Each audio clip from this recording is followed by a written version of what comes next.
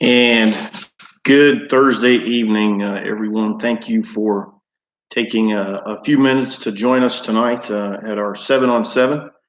Um, as you know, if you've been with us the last few days, this week we are kind of walking through the events of Holy Week by day.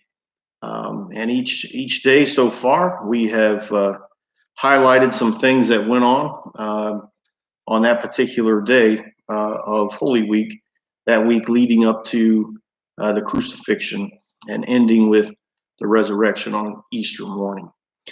So today's Thursday, and gosh, what a day! There was so much that took place on Thursday. All of the Gospels talk about the events of Holy Week. Some things are recorded only in specific Gospels, but if you have the time to read them as a whole, I would highly encourage you to do it. It gives you a much better picture of the whole entire story. So Thursday, and as I said, there's so many things that took place that day. We're going to highlight a few of the big ones, and again, I would encourage you to go back and read in great detail. And if you have a study Bible, even better.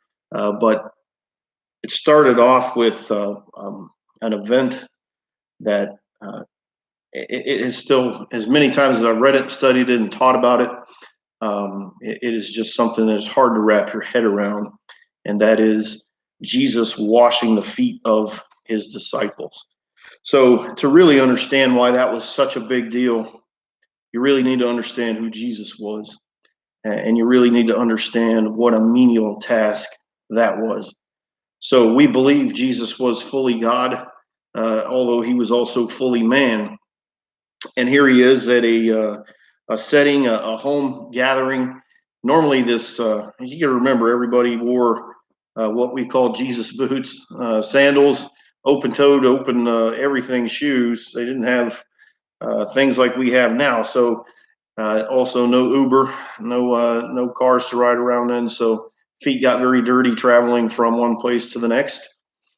When you would come into someone's home, uh, it was customary for your feet to be washed, and this usually was done by, as it sounds like, a pretty unpleasant task, someone pretty low down on the totem pole. So Jesus, though, on this particular occasion, he taught a lot in parables. This day, he decided to act one out. So he took off his outer garments, he put on a servant's towel, and he got on his hands and knees to wash the feet of his disciples. The creator of the entire universe put himself so low as to do a task reserved for the lowest servant in the household. And a million different messages just out of that. But one of the disciples protested because he understood a little bit the inequity of God himself washing his feet. And he said, that was Peter, and he said, "You're not washing my feet." Jesus kind of responded back with, "Well, if you don't let me do that, then you're not having any part in what I'm trying to get done." And so Peter, being Peter, overreacts and says, "Well, then wash my whole entire body." Another lesson in there, he says, "You know, I don't need to wash your whole body; just your feet are dirty."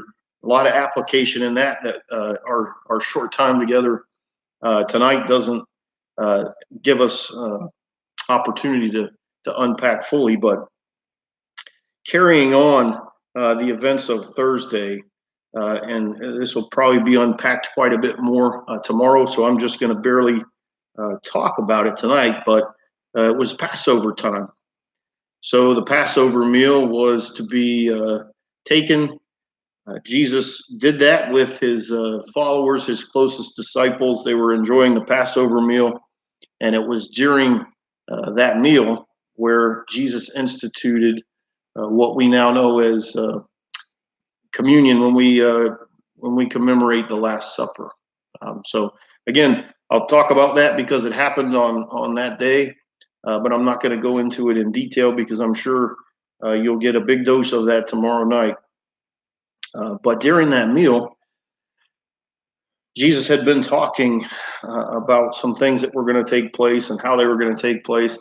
And he said at that meeting, one of you tonight will betray me. And they're all kind of, oh, well, who is it? I wonder who it's going to be, whispering among themselves.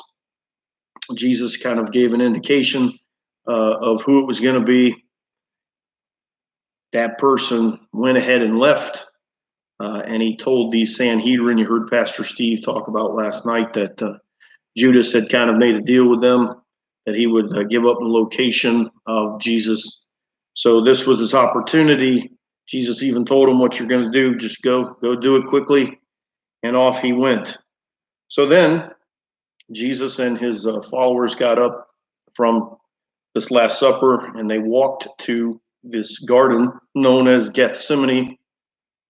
And Jesus spent a lot of time that night in deep, deep prayer. And again, I wish I could really get into some details of what that looked like and how that went down that night. Unfortunately, we're not going to push into that as far as I'd like to, or as far as we could, because goodness, we could stretch that out for hours or days. But suffice to say that Jesus spent an unbelievable time in prayer there in that garden. And also while there, the betrayal comes somewhat full circle in that Judas arrives with these representatives of the religious elite, the Sanhedrin, this high priest Caiaphas, who you've heard mentioned this week, and there's some struggle that goes on, not between Jesus and them, but between Jesus's followers and the people who came to arrest him. Another miracle performed there, as one of the gentlemen lost an ear to one of the disciples. Jesus put it back on, making known that, if I wasn't allowing this to happen, it wouldn't be happening. So Jesus submits to the arrest there at Gethsemane.